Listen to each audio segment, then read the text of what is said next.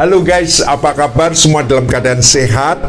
Today I want to tell about keep silent and quiet and how to become a quiet person. Dalam bulan Paskah ini saya mengambil satu peristiwa ketika Yesus di pengadilan dan Yesus didakwa sebagai seorang yang menista agama.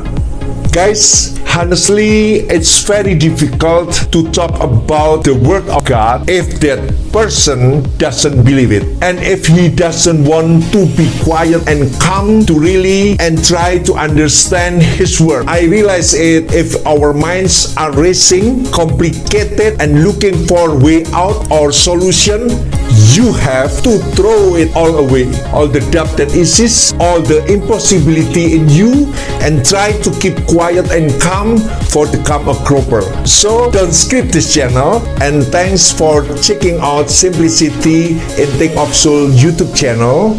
Here we offer premium content on message from the Bible and the personal life in simply easy and fun way. So don't skip this channel guys. Be patient of course and check it out. God bless. Amen.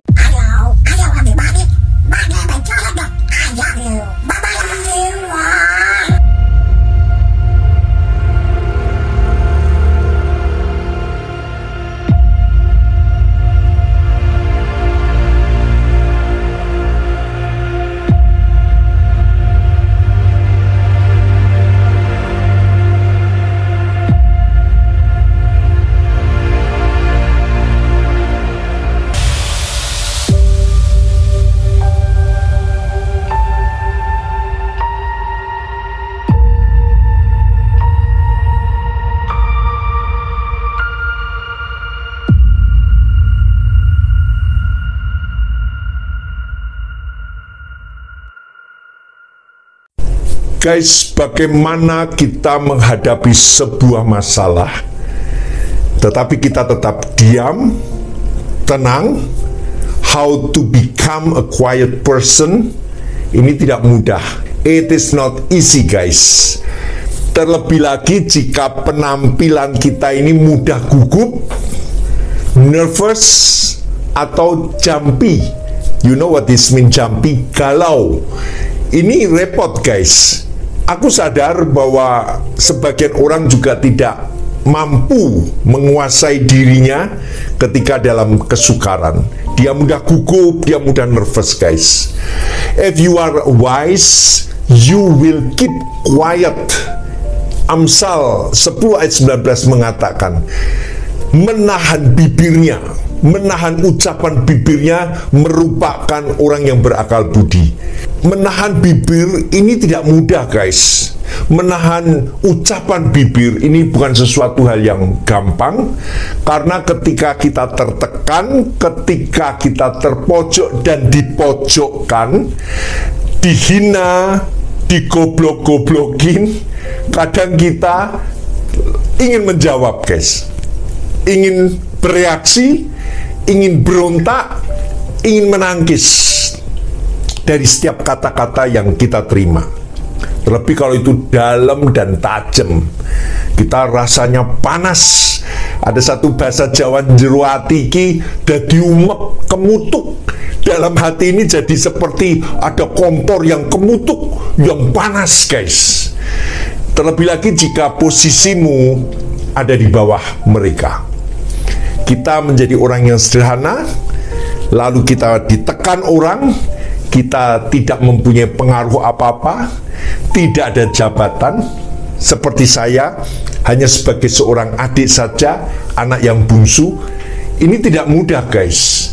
Kadang kita ditekan, digoblok-goblokin, membuat kita grantes hati nih guys. Hati kita digrantes, hati ini jadi kayak merasa terpuruk diri kita. Feel yourself at the lowest. Kita menjadi seperti orang yang ada di bawah sekali. Perasaan kita seperti terpuruk di bawah. At the lowest. Guys, dalam Paskah ini saya sangat tertarik kepada cerita kesaksian ketika Yesus dalam penderitaannya di depan pengadilan Mahkamah Agama. Dalam pembacaan Alkitab saya sangat-sangat tertarik interest untuk melihat bagaimana cerminan Tuhan ketika Yesus diam di hadapan pengadilan. Dia tidak menjawab.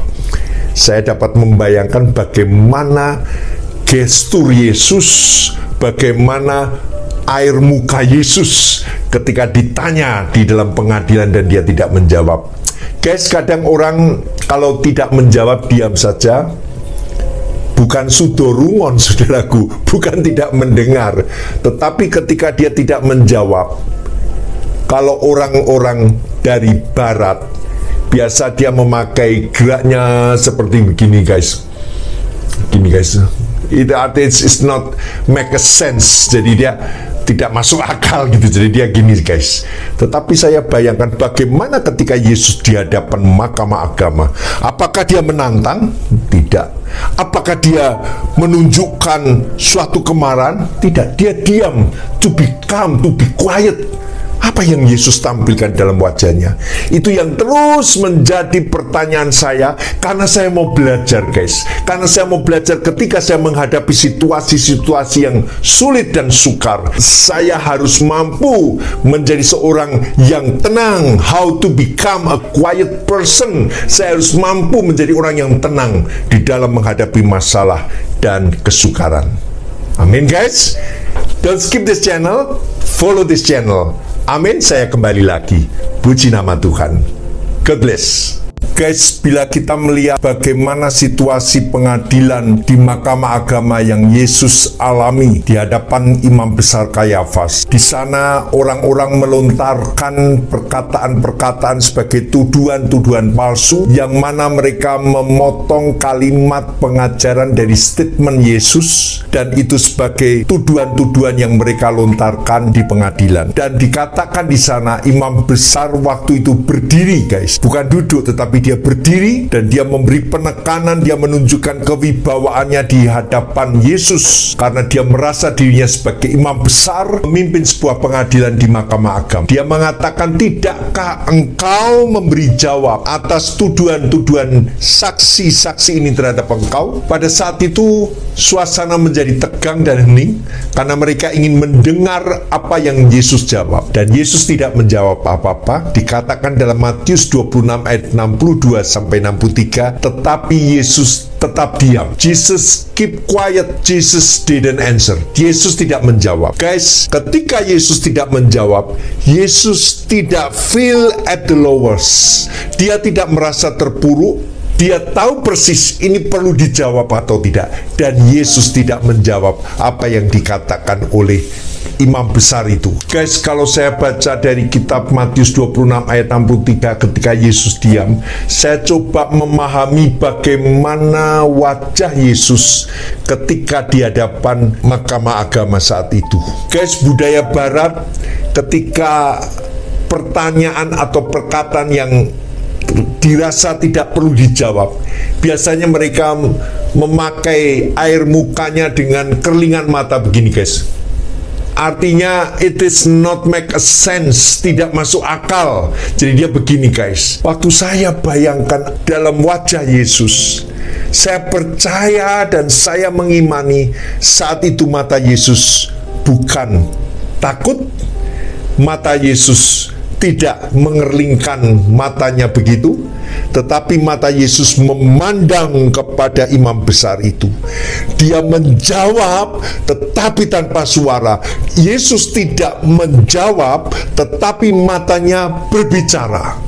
Dan orang-orang di saat Yesus diam semua tegang, guys. Ada berapa detik saat itu menjadi tegang, guys, karena mereka menunggu jawaban Yesus dan Yesus hanya diam saja.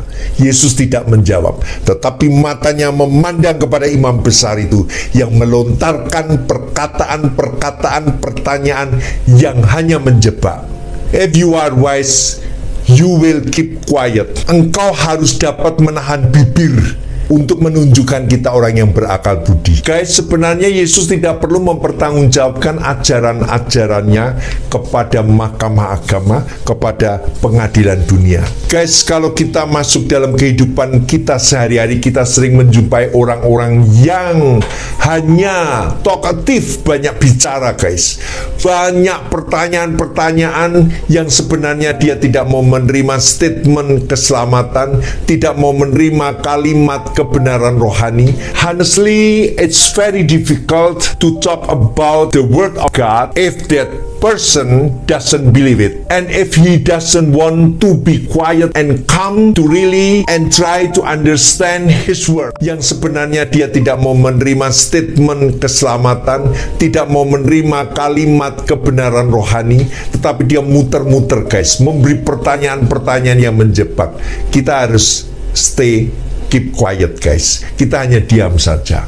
Karena apa? Karena orang dunia itu hanya mencari keuntungan, hanya mencari apa yang menguntungkan dirinya, dan dia tidak mau dirugikan. Itu tipe orang dunia.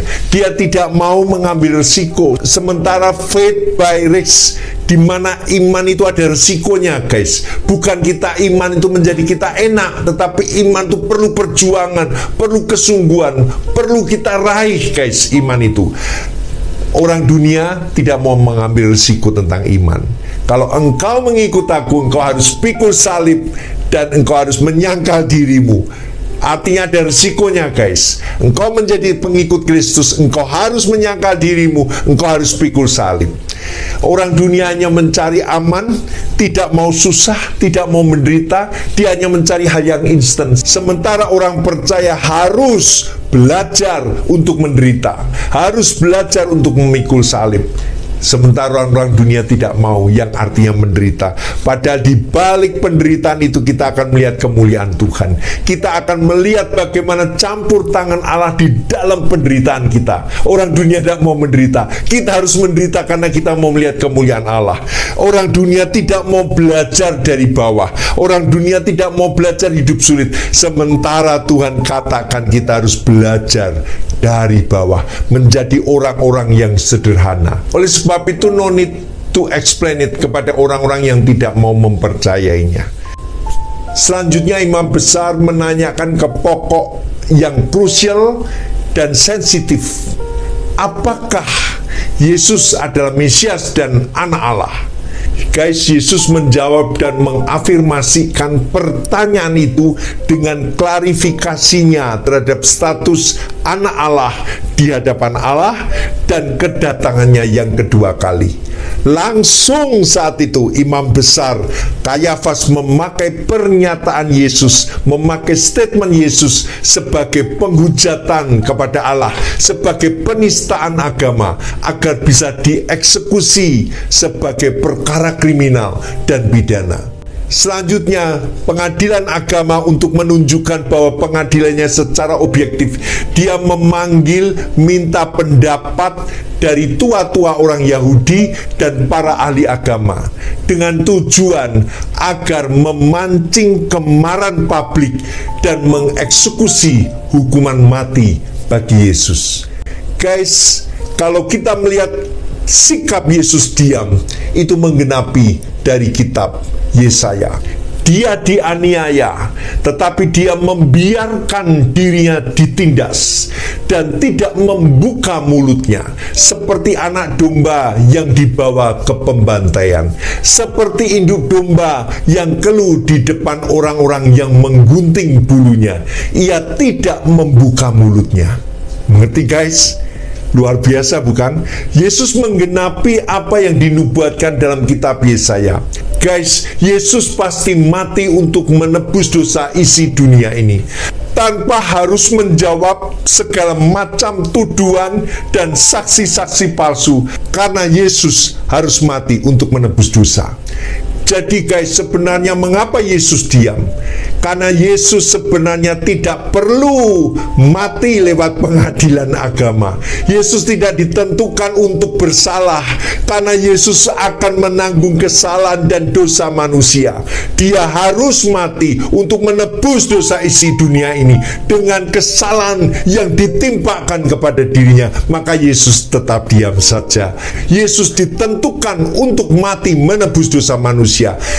Cara pengadilan ini bukan hal yang penting bagi Yesus, tetapi kita perlu belajar, perlu mengerti mengapa Yesus diam. Karena Yesus sudah tahu bahwa jawaban-jawaban tuduhan-tuduhan itu akan ditimpakan kepada dirinya. Segala kesalahan manusia, dosa manusia akan ditimpakan bagi dirinya. Dan darahnya yang menebus dosa kita, darahnya, kematiannya di kayu salib, itu memberikan penebusan bagi kita orang berdosa. Mengerti guys? Guys, ini peristiwa sama dengan Yudas murid Yesus yang mengkhianati Yesus, di mana dikatakan dalam Markus 14 ayat 21, anak manusia memang akan pergi sesuai dengan yang ada tertulis tentang dia.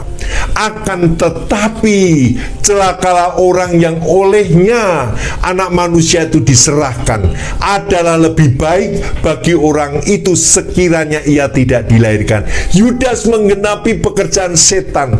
Guys, tanpa Yudas pun memang Yesus akan mati dan akan diserahkan di pengadilan.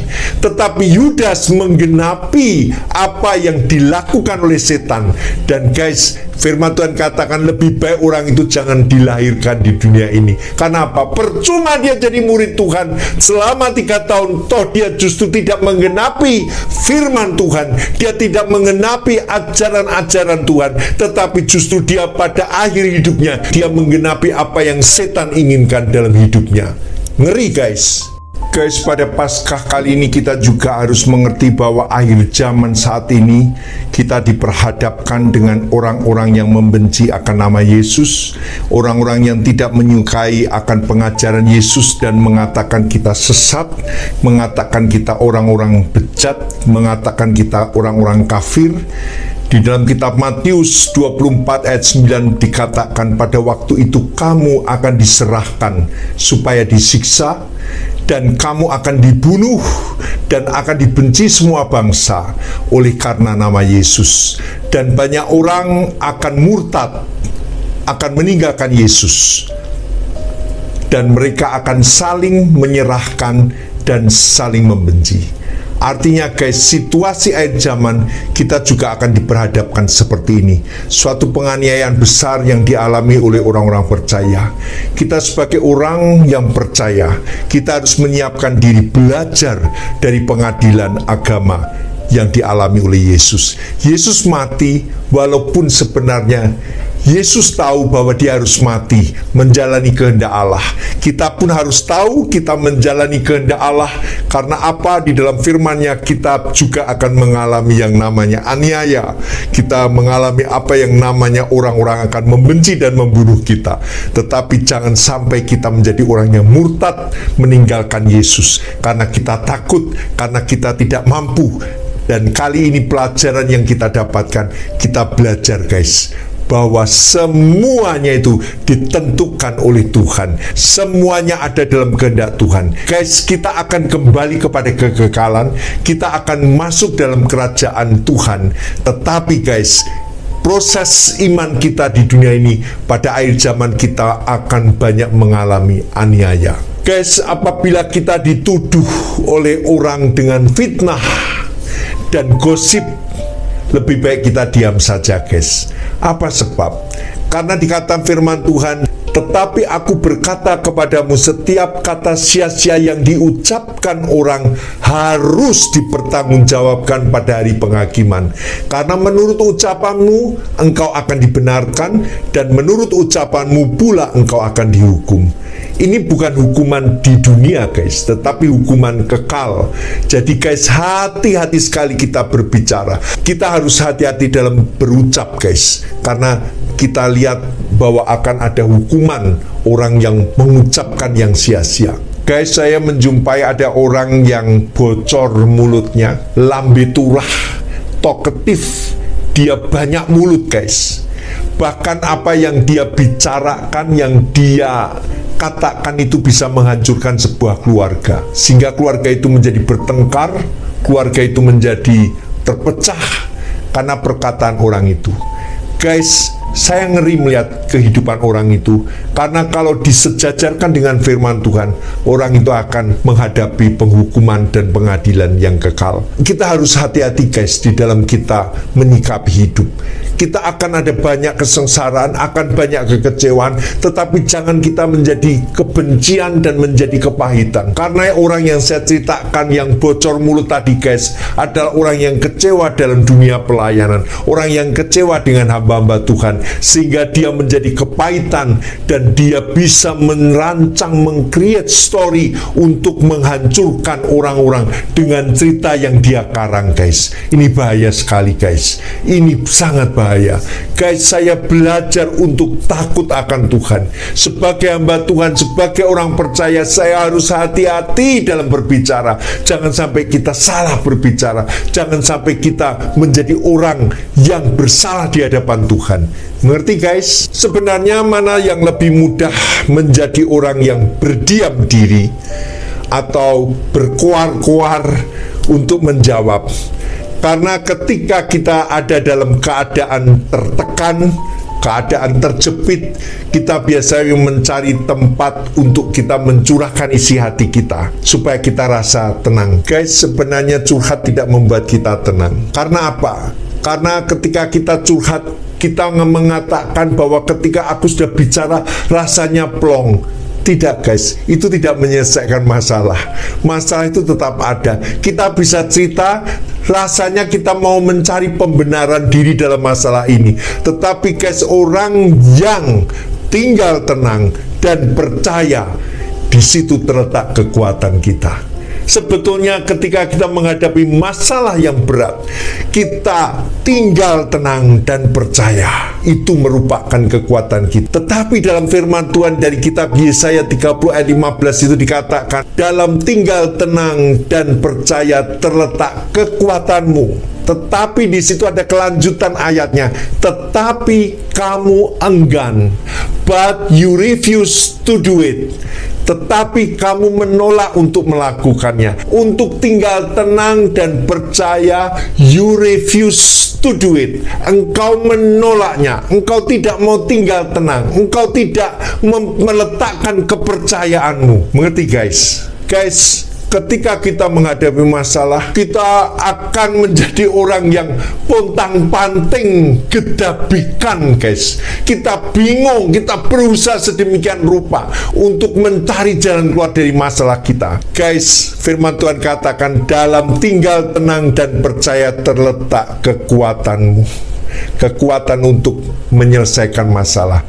Raja Daud pernah mengalami ketika dia terjepit dan akan dibunuh. Apa yang ia lakukan? Dikatakannya, tetapi Daud menguatkan kepercayaannya kepada Tuhan Allahnya. Ia tidak berkuar-kuar, ia tidak banyak bicara, ia diam, tinggal tenang dan percaya, dan menguatkan kepercayaannya kepada Tuhan. Mengerti guys? Kepercayaan bukan hanya kita percaya iman yang pasif, tetapi iman yang diperkuat dengan keyakinan bahwa Allah tidak meninggalkan kita. Imannya diperkuat dengan satu keyakinan bahwa di balik kesulitan ada maksud Tuhan yang indah. Imannya diperkuat bahwa Tuhan tidak meninggalkan dan Tuhan campur tangan dalam hidupnya. Ia menguatkan kepercayaannya di sana. Artinya dia tidak statis, dia terus mencari wajah Tuhan, dia terus menggumulkan, dia terus mengisi dengan hal yang baik, dia mengisi hal yang indah daripada firman Tuhan. Itu artinya menguatkan kepercayaan. Guys, di dalam situasi yang sulit, Yesus diam. Dia tinggal tenang dan percaya. Di dalam situasi yang sulit, kita pun harus belajar tenang, diam, dan percaya. Menguatkan kepercayaan kita kepada Tuhan. Artinya terus menguatkan kepercayaan kita. Terus membuat sebuah kebangunan rohani dalam hidup kita. Tapi kita mencari terus menguatkan kepercayaan kita supaya kita kuat, guys. Supaya kita kuat. Terus. Maka kita akan menggenapi apa yang dikatakan, dalam tinggal tenang dan percaya terletak kekuatan. Seperti Yesus menghadapi pengadilan, dia tenang dan dia diam ketika orang bertanya kepada dia, karena tidak perlu dijawab, karena dia tahu kehendak Bapanya di surga. Puji nama Tuhan, guys. Kiranya Paskah ini memberkatimu. Engkau jangan takut, sebab engkau tidak akan ditinggalkan Tuhan. Tuhan berjalan bersamamu. Ketika kita merayakan Paskah ini, kita tahu bahwa Allah adalah Tuhan yang sudah menebus dosa kita, yang menyucikan dosa kita, supaya kita mati dan bangkit bersama Tuhan, dan kita hidup di dalam kekekalan. Puji nama Tuhan. Tetap semangat, guys. Tetap semangat. Ayo beritakan Injil Tuhan, bahwa Yesus mati bagi isi dosa dunia. Pada akhir zaman ini, guys, kita makin semangat kepada Tuhan. Hati kita makin bersuka cita. Hati kita makin dibangun dengan kepercayaannya di hadapan Allah. Kita bangun kepercayaan kita. Amin. Kita bangun kepercayaan kita. Kita semangat, guys. Semangat. Puji nama Tuhan. Dan sampai jumpa.